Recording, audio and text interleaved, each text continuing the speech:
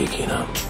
বলিউড বাদশাহ শাহরুখ খানের নতুন অ্যাকশন সিনেমা কিংয়ের টিজার প্রকাশ হতেই তোলপাড় নেট মাধ্যম।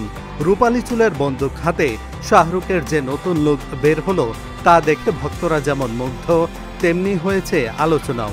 কিন্তু একটি বিষয় নিয়ে বিপত্তি বাধে খানিক পরেই, আর সেই বিপত্তির কারণ শাহরুখের পরা নীল শার্টের ওপর বাদামি জ্যাকেটের কস্টিউম। এই একই পোশাকে দেখা গেছে হলিউডের নামী অভিনেতা ব্র্যাড পিটকেও।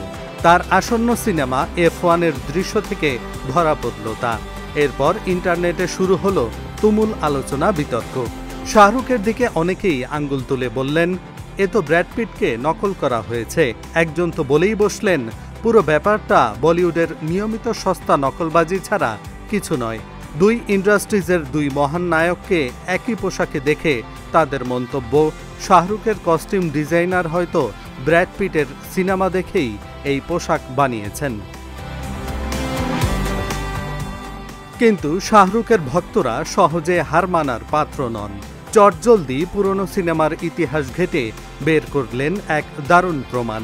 মনে করিয়ে দিলেন শাহরুখ তো এই পোশাক 2017 সালেই পরেছিলেন। একজনের মন্তব্য, মনে নেই শাহরুখের সিনেমা জাব হ্যারি মেট সেজাল এর ছবিতেও তো একই রকম জ্যাকেট ছিল।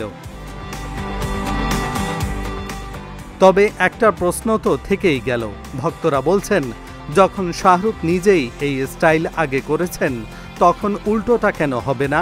হয়তো ব্র্যাড পিটই শাহরুখের স্টাইল নকল করেছেন। এই পুরো ব্যাপারটা নিয়ে নেটিজেনদের মধ্যে এখনও তর্ক বিতর্ক চলমান। এই দুই নায়কের কারো সিনেমাই এখনও মুক্তি পায়নি, কিন্তু একটা জ্যাকেটের জন্য দুই নায়কের ভক্তদের মাঝে যে লড়াই সামাজিক মাধ্যমে দেখা গেছে তার শেষ কোথায় এখনও বলা যাচ্ছে না। সবশেষ প্রশ্ন থেকেই যায়, শাহরুখ খান ব্র্যাড পিট আদতে এই দুজনের মাঝে কে কাকে নকল করলেন? এহসানুল হক, ঢাকা জার্নাল।